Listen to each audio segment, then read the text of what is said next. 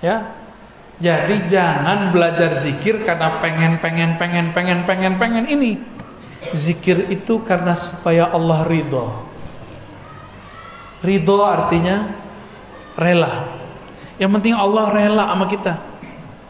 Allah kalau sudah ridho, hambanya ini pendosa dimaafkan. Tapi kalau Allah belum ridho, walaupun antum itu sholat sehari 700 rakaat, itu tidak diterima. Kok bisa begitu? Karena Allah belum ridho. Kan yang dipandang Allah kalbunya. Jadi baca ilahi anta maksudi wa ridhaka matlubi itu penting. Disebut tashihun niyyah, meluruskan niat. Kami kalau dulu belajar hadis, belajar Quran, ada namanya adab hamilil Quran atau adab talibil hadis. Adab belajar santri Quran, santri hadis. Nomor pertamanya apa? Tashihun, meluruskan niat. Tapi saya baru dibimbing meluruskan niat bukan waktu belajar hadis, waktu belajar zikrullah. Guru saya bilang luruskan niat. Dulu belajar hadis enggak, belajar aja. Walaupun kita diajarkan adab-adabnya, tapi tidak diajarkan melafazkannya. Diajarkan guru zikir, nikmat tidak nikmat ridho. Khusyuk tidak khusyuk tetap ridho. Bisa nggak begitu? Zikirnya tetap jalan meskipun tidak terasa nikmat. Kenapa zikir tidak terasa nikmat? Az-zikru syifa'un. Zikir itu obat. Obat itu untuk yang berpenyakit. Obat itu murrun wala hulwun. Obat itu pasti pahit, tidak manis. Bener, obat manis apa pahit? Yang manis tuh obat demam anak-anak tuh. Apa namanya? Wah, antum iklan. Tapi obat orang dewasa pahit atau manis? Pahit. Mau mengobati kalbu? Maka nikmati pahitnya zikrullah. Nikmati pahitnya tahajud. Orang tidur kita bangun. Nikmati pahitnya sedekah. Itu bertengkar loh dalam hati. Coba antum sedekah, bertengkar di hati. Kasih enggak. Enggak. Sih. Enggak sih. Pasti begitu tengkar. Udah megang tasbih, datang syaitan, bid'ah. Setan tuh. Ada yang merasa ya? Udah jalan tasbihnya, subhanallah. Tahu handphone bunyi, terganggu lagi. Maka tips menikmati zikir. Apa kata Allah kepada Sayyidina Musa? Ikhla'na alaik. Tinggalkan sendalmu, aksesorismu. Jadi kalau mau zikir, matikan handphone. Ya? Matikan handphone. Kita punya smartphone yang canggih. Nih. Kalau lagi zikir, dia di-off-kan dulu sebentar. Ya, di-off-kan ini. Gimana cara meng-off-kan ini? Pakai syahadat. Asyhadu alla ilaha illallah. Ajak, wahai akal pikiranku, bersaksilah tidak ada yang berhak disembah kecuali Allah, Nabi Muhammad Rasulullah sallallahu alaihi wasallam. Syahadatkan akal kita, syahadatkan kalbu kita, baru zikir. Nah, ini paling kunci. Setelah tadi meluruskan niat, kembali ke depan. Syahadatkan diri kita sebelum mau zikir, mau sholat, mau sedekah, mau apa aja, syahadatkan dulu. Siapa tahu ketika kita selesai sholat, terus kita keluar, terus kita mau sholat lagi, pernah terjebak kepada kekufuran, kufur yang tidak terlihat. Maka kita syahadatkan dulu pikiran ini, qalbu ini, tubuh ini, baru kita masuk lagi ke alam zikrullah. Ya, jadi sudah berapa? 5 ya. Bisa diulang. 1, tobat. 2, syukur. Pertama syukur kepada makhluk, kirim Kenapa Al-Fatihah? Karena Al-Fatihah itu ada alhamdulillah di dalamnya. Alhamdulillah adalah afdhalud du'a, afdhalus syukur. Syukur tertinggi, doa terhebat. Terus sholawat. Kenapa sholawat? Yang membuat kita bisa zikir sekarang Nabi bukan? Kalau Nabi nggak ajarkan, bisa nggak kita? Jadi sombong sekali kalau ada orang zikir tidak bersolawat. Inilah perbedaan antara Jibril dengan Azazil. Itulah beda antara Nabi Muhammad dan iblis. Itulah beda antara mukmin dengan kafir. Dia bersolawat. Ya, banyak-banyak solawat. Kalau bukan karena solawat, zikir kita nggak diangkat. Solat kita yang nggak khusyuk itu nggak akan diterima. Ada yang khusyuk salat zuhur tadi? Khusyuk apa kusut? Kusut. Jujur aja lah. Itu salat antum masih diangkat karena ada selawat di belakangnya. Jangan debat lagi pakai sedina nggak pakai sedina. Gagal fokus namanya. Ya, selawat aja. Ini mau selawat, debat dulu dalam badan. Pakai sedina nggak ya? Orang lagi sholat masih debat. Kita udah ada di hadapan musuh nih. Mau pakai jurus apa nih? Gak ada. Kalau sudah mau pergi perang, sholat itu berperang dengan syaitan, dengan diri sendiri. Jangan pakai teori macam-macam, langsung. Inilah yang dikatakan oleh Imam Abu Ali Ad-Daqqaq, zikrullah silahul muridin. Zikir kepada Allah adalah senjata para murid. Udah punya senjata belum? Udah pernah dikasih sama guru dulu, dikasih ijazah, ditalkin, diasah nggak? Udah diasah, udah dilatihkan belum? Pertama dihunjam dulu ke jantung kita, ya, diarahkan juga ke bagian-bagian yang lain. Itu latihan sebenarnya. Latihan mengelola jurus-jurus zikrullah, langkah-langkah zikrullah di dalam diri, supaya denyut jantung dia juga berdenyut. Nafas naik dia juga dihirup, nafas keluar dia juga ikut keluar. Baru benar nanti ketemu Dajjal aman. Ini ketemu mau latihan sama Dajjal, latihan panahan nih nggak cukup. Itu panahnya patah duluan sebelum nyampe. Sekarang kalau mau latihan panahan, latihan aja. Jangan niat mau perang sama Dajjal, nggak cukup. Mau perang sama Dajjal, latihannya latihan ma'rifatullah, latihan mengenal Allah Subhanahu wa taala. Maka main panahnya juga harus dengan zikrullah. Coba nih yang suka main panahan, kena hampir ke tengah, ada perasaan girang? Pasti itu karena manahnya nggak nyebut nama Allah. Ada thariqat memanah, ya, main manah-manah aja antum ya. Berkuda juga ada. Itu benar, nanti di akhir zaman perang itu perang fisik. Semuanya fisik. Tapi bukan di fisik itu intinya. Intinya ada di dalam non fisik, rohani kita kepada Allah Subhanahu wa taala. Terakhir Nabi sallallahu alaihi wasallam pernah mengatakan kepada Muaz, wahai Muaz, tiadalah mamin amalin anja, tidaklah ada amalan yang lebih mudah untuk membebaskan seseorang min azabil qabr, daripada azab kubur. Yang lebih hebat amalan itu daripada zikrullah. Hadis riwayat Imam Tirmizi dan Ahmad. Azab kubur itu azabnya agak beda.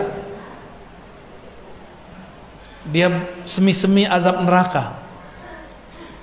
Jadi lebih kepada azab nafsiyah. Ada juga jasadiahnya.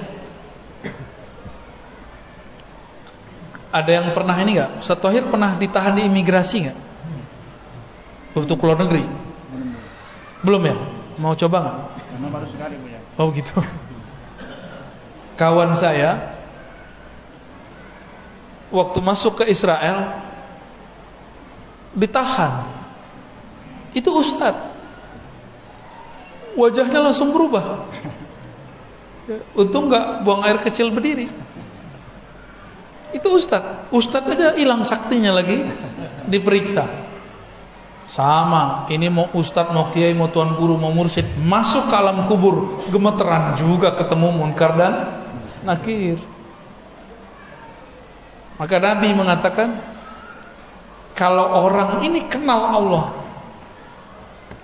pertanyaan munkar nakir apa? Man rabbuka? Siapa Rabbmu?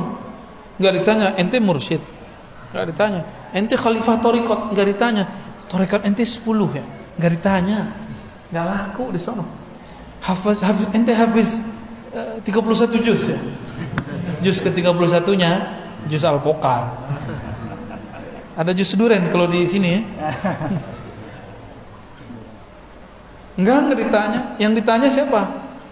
Man rabbuka? Tuhan kamu siapa? Rob itu artinya Tuhan. Kamu bertuan kepada siapa hidupmu? Kamu menghambakan dirimu kepada siapa? Kamu hafal Quran untuk siapa? Kamu zikir untuk siapa? Kamu ngaji untuk siapa? Kamu kerja untuk siapa?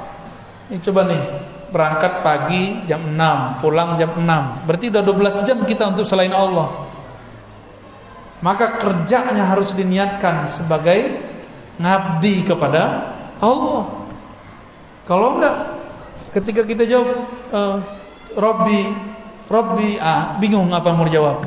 Kerjaanku. Jangan-jangan tuan kita handphone.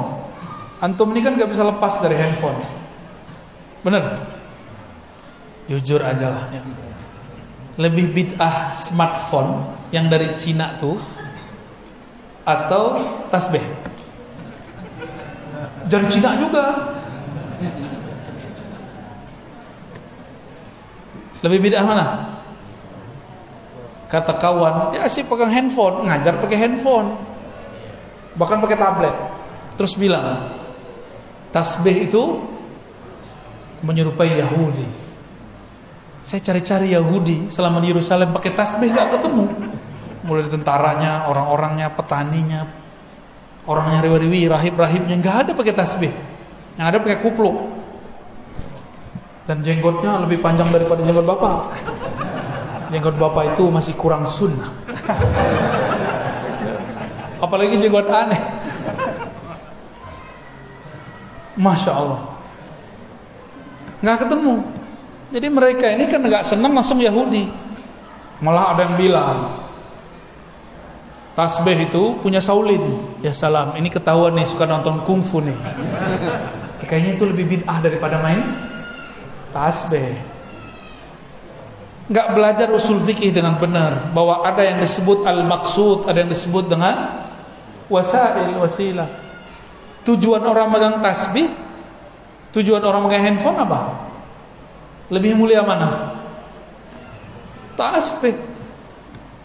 Rasulullah nggak pernah pakai tasbih. Oh, kita bisa papas ini kalimat. Rasulullah baca Quran pakai mushaf nggak? Mushaf alat tasbih sama. Orang Yahudi baca kitab mereka pakai mushaf nggak? Lembaran nggak? Pakai. Lu mirip dong. Disebut ahlul kitab kan mereka? Ahlul kitab. Antumnya ahlul kitab semua nih berarti. Jadi mikir-mikir kalau mau bilang serupa. Ternyata ijazah sanad tasbih bersumber dari Sayyidina Al-Hasan Al-Basri, murid Sayyidina Ali, lahir di masa Sayyidina Umar. Al-Hasan lahir di Hijaz, di Madinah, tapi besarnya di Basrah. Berguru kepada Sayyidina Ali. Nah, syaitan gak mau diam, maka dia bisikkan ulama-ulama yang di dalam hatinya tidak ada takut kepada Allah. Kamu cari alasan bahwa Hasan Al-Basri tidak pernah berguru kepada Ali. Maka ada pembahasan mereka, inqita'ul Hasan Al-Basri wa Ali, keterputusan Hasan Basri dan Ali. Tapi dibantah oleh ahli hadis Imam Ibn Hajar Al-Asqalani bahwa Al-Hasan Al-Basri benar-benar berguru lama kepada Sayyidina Ali karramallahu wajhah. Jadi pakai tasbih dari siapa? Al-Hasan dan kami meriwayatkannya dari guru kami, dari gurunya terus sampai kepada Sayyidina Al-Hasan Basri, bersambung kepada zaman Imam Tabi'in yang digelari dengan Sayyiduz Zahidin, sayyidnya orang-orang zuhud. Itulah gelar Imam Hasan Al-Basri. Ya. Itu tasbih itu ada sanadnya kita. Serban aja kita ada sanadnya, cuma saya belum pakai. Ya, bentar lagi lah ya. Jadi sekarang kita skip dulu ijazahnya. Disimpan dulu. Megang jenggot aja ada ijazahnya. Jadi yang punya jenggot nih, panjangin dikit Pak. Ya. Nanti kalau kita ke Medan lagi kita ada ijazah jenggot, megang jenggot. Ada ijazahnya. Maka beliau tuh yang paling sunnah di situ tuh ya. Mana jenggot antum? Hah?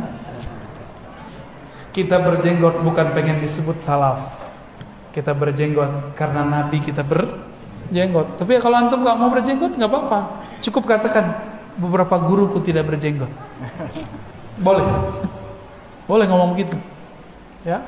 Bukan berarti melanggar sunnah Nabi sallallahu alaihi wasallam. Inilah lebih kurang pengantar tentang bagaimana cara menikmati zikrullah. Jangan fokus kepada yang zahirnya, mulailah masuk kepada yang batinnya. Nah, semua itu nanti disebut dengan kaifiat zikir.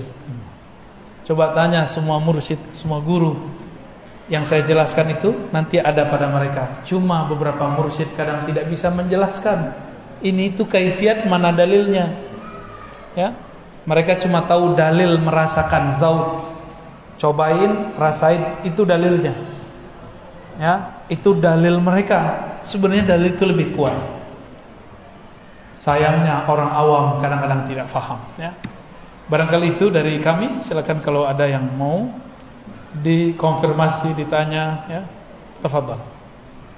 Baik, kepada Bapak Ibu yang ingin bertanya, masih ada waktu buat guru kita sampai insyaallah kemudian akan langsung ke depan. Satu yang dekat.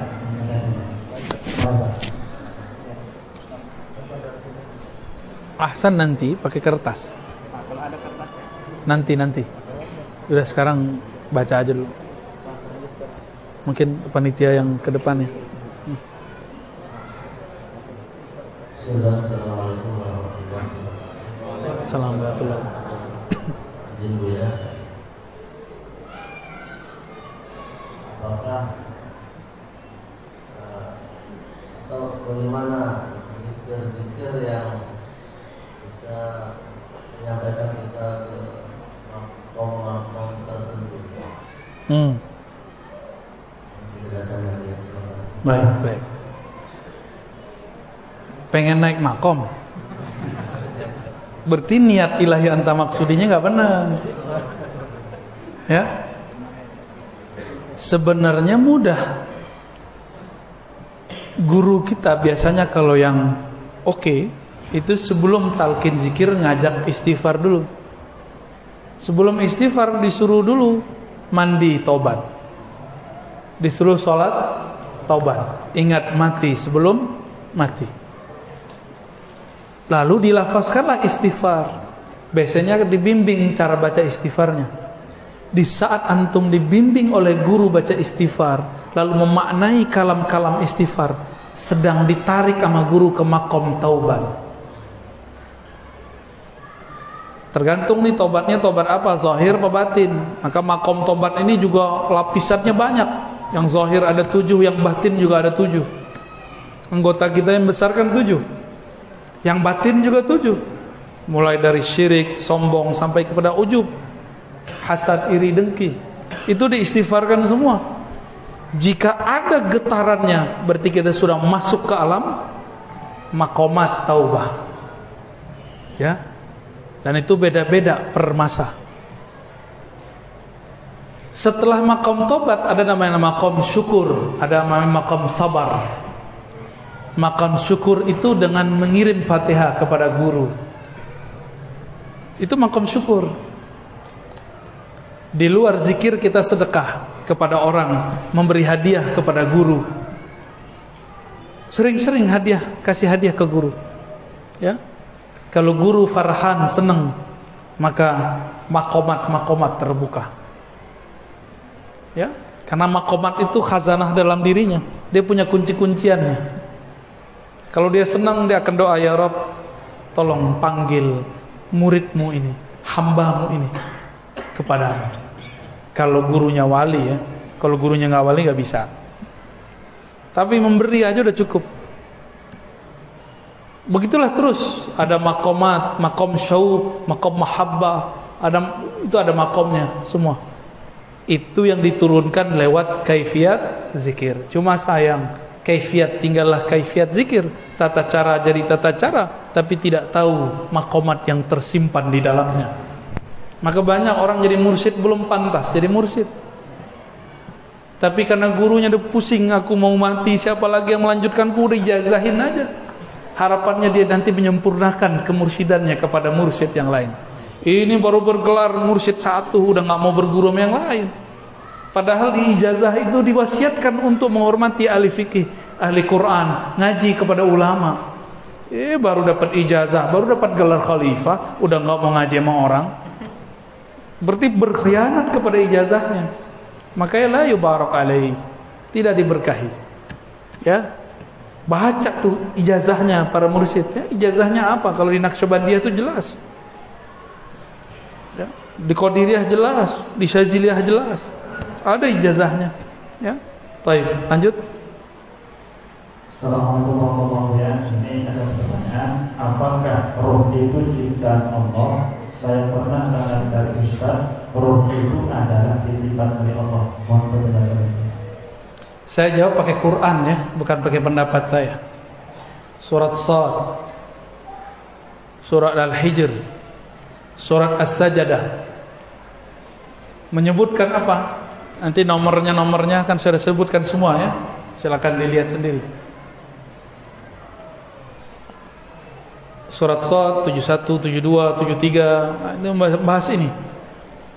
Apa kata Allah? Begitu juga Al-Hijr, begitu juga As-Sajdah. Inni khaliqun basharan min tin. Aku ciptakan manusia. Ini tubuh ini bashar namanya. Ini dari saripati tanah. Jika ini sudah sempurna, sawaituhu, aku sempurnakan dia, sudah siap dia untuk ditiupkan ruh. Nafakhtu fihi min ruhi, aku tiupkan kepadanya ruhku. Berarti Allah enggak bilang aku ciptakan rohku. Allah mengatakan nafakhtu, aku hembuskan. Kalau tubuh ini aku ciptakan. Ini pelan-pelan ya. Ini banyak yang gagal paham. Mursyid padahal masih gagal paham. Itulah bedanya orang berilmu dengan cuma ahli zikir. Malaikat ahli zikir ditantang sama Allah. Ambiuni bi asma'i haula. Kabarkan kepadaku nama-nama benda-benda ini. Bisa nggak malaikat jawab? Nggak bisa, para malaikat lebih dulu berzikir daripada Nabi Adam. Maka al-ilmu muqaddamun ala dzikr. Ilmu lebih dulu daripada zikir. Ulama lebih mulia daripada orang yang berzikir 1000 tahun. Karena dia belajar satu bab mengenai Allah, dia sama dengan duduk zikir 1000 tahun. Kalau enggak nanti malah debat lagi, keras lagi hatinya. Coba baca aja ayatnya. Inni khaliqun, sungguh, Allah pakai sungguh. Masih aja budek, masih aja debat. Banyak orang debat di luar sana. Aku ciptakan manusia min, jelas minnya, min tin, tanah. Tapi giliran roh, nafakhtu, aku tiupkan. Jadi sebenarnya gak usah nanya. Maka yang bertanya roh itu dicipta atau tidak, sebenarnya itu pertanyaan tidak sunnah. Itu pertanyaan bid'ah. Ya, itu pertanyaan bid'ah. Karena teksnya tidak menyebutkan itu. Ya, maka saya menyarankan para pencinta Allah yang meniupkan roh, cukuplah bertanya, mengatakan, apakah roh dicipta? Antum jadi orang alim ngomong begitu, malah jadi miring tuh. Ntar salah-salah paham, dikira di dalam diri kita ada Allah, kan gawat. Aku hembuskan. Kalau saya menghembuskan sesuatu ke dalam plastik, saya pindah gak ke dalam plastik? Allah menghembuskan rohnya. Min ini bisa dari, bisa sebagian. Dua-duanya ada sir di situ. Bukan ini litab'id, bukan ini dibelah dua terus pindah, bukan. Itu gagal paham, gak ngerti bahasa Arab namanya. Ngaji bahasa Arab lagi. Ya. Nausorop, kalau gak jadi sarap. Ketika Allah menghembuskan, bukan berarti Allah pindah ke dalam kita, cuma masuk hembusannya. Mudah bagi Allah itu. Jangan serius-serius amat, ya. Kira-kira begitu ya. Jadi bid'ah menanyakan ruh itu makhluk. Tapi bid'ah kan banyak bagiannya. Ada bid'ah hasanah sama saya. Kapan dia jadi hasanah? Kabar saya atau ada lagi pembahasannya? Tanya ke Ustaz Thohir nanti ya. Khalas. Terakhir ya, ini ada satu lagi. Apakah beda antara orang yang berzikir mengamalkan zikir bersilsilah dengan orang yang mengamalkan zikir tapi tidak bersilsilah? Mohon nasihat bagi yang berzikir yang tidak bersilsilah. Orang silat nggak berguru sama tengkar, sama orang silat berguru, cakepan mana jurusnya? Imam Abu Al-Daqqaq ngomong, zikrullah itu senjatanya orang beriman, murid. Senjata harus dilatihkan nggak? Harus dilatihkan. Ada gurunya, ada mentornya, ada murabbinya. Masa untuk fisik guru silatnya ada, untuk fitness biar badannya kekar, six pack. Tahu six pack, Bu? Bapak-bapak ini sudah lewat badannya. Six packnya dari samping, belendung perutnya udah.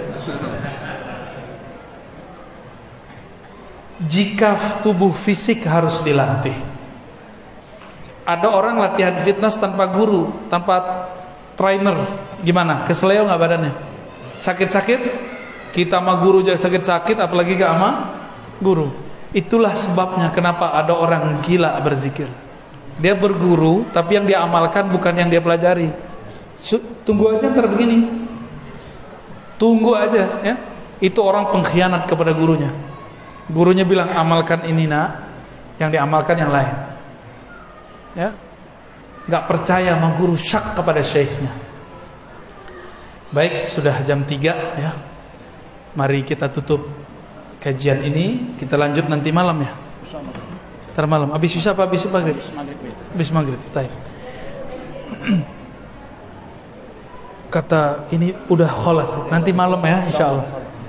Baik, mari Bapak Ibu sahabat-sahabat karena Allah, kita minta kepada Allah Subhanahu wa taala semoga Allah menerima kita sebagai hamba-hamba yang zakirin, yang banyak berzikir. Astaghfirullahaladzim, Allahumma rahmanir rahim ya karim. Ya Allah yang maha pengasih, yang maha penyayang. Di dalam qalbu kami ya Allah sepi namamu ya Allah. Di dalam qalbu kami ya Allah sedikit sekali menyebut namamu ya Allah. Sedangkan Engkau memandang ke dalam qalbu kami ya Allah. Maka ampunkan kurangnya nama Engkau dalam qalbu kami ya Allah. Famla' qulubana bi asma'ika wa sifatika ya Rabb. Ya Allah, penuhilah qalbu kami dengan nur namamu, nama-namamu yang indah ya Rahman ya Rahim. Penuhilah qalbu kami dengan nama-namamu, sifat-sifatmu yang sangat lembut. Ya Rabb, keluarkan dari qalbu kami syirik, keluarkan dari qalbu kami semua kebencian. Sebagaimana Engkau menyebut dirimu Rahman Rahim, maka teteskan Rahman Rahimmu, kasih sayangmu ke dalam qalbu kami yang sempit ini. Harapan kami ya Rabb, dengan tetesan Rahman Rahim, qalbu kami jadi luas dengan mencintaimu, mencintai Rasulmu, dan mencintai umatmu, hamba-hambamu. Allahumma ij'al hubbaka ahabba ilaina min kulli syai. Ya Allah, jadikan cinta di kalbu kami kepada Engkau lebih banyak, lebih besar daripada kami mencintai yang lain. Hatta kami lebih cinta Engkau ya Allah daripada mencintai diri kami sendiri, mencintai orang tua kami, pasangan kami, anak-anak kami, harta-harta kami. Ya Rabb, kalbu kami selalu berubah. Pagi ini mukmin, sore jadi fasik. Sore beriman, paginya jadi fasik. Karena Engkaulah yang menggenggam kalbu kami ya Allah. Maka robahlah hati kami, bolak-balik hati kami dalam taat kepadamu. Jika Engkau tetap ingin merubah hati kami ya Allah, maka rubahlah menjadi tambah cinta kepada Engkau ya Allah, tambah rindu kepada Rasul ya Allah. Ya Rabb, hawil ahwalana ila ahsanil ahwal. Jika keadaan kami kurang baik, maka rubahlah keadaan kami menjadi lebih baik. Ya dafi'al bala, wahai yang menolak bala. Bala yang paling besar adalah saat kalbu kami tidak menyebut nama Engkau. Maafkan kami ya Allah, jika datang pandemi kami lupa kepada Engkau. Kami katakan kami beriman, tapi tidak ridha tentang takdir Engkau. Maka jadikan kami radina bi qada'ika ya Rabb. Jadikan kami ridha kepada takdir-Mu ya Allah. Baik takdir pandemi ataupun takdir tidak pandemi, takdir kaya ataupun miskin, takdir nikmat ataupun tidak nikmat. Di tangan-Mu, biyadika ya Rabb, kullu syai, segala sesuatu. Allahumma rabbana atina fid dunya hasanah wa fil akhirati hasanah wa qina adzabannar. واختم لنا بالخيرات واجعلنا من المفردين الذاكرين آمين يا رب العالمين والحمد لله رب العالمين. Mohon izin Bapak Ibu, semoga bermanfaat. Tidak usah salam-salaman ya. Assalamualaikum warahmatullahi wabarakatuh.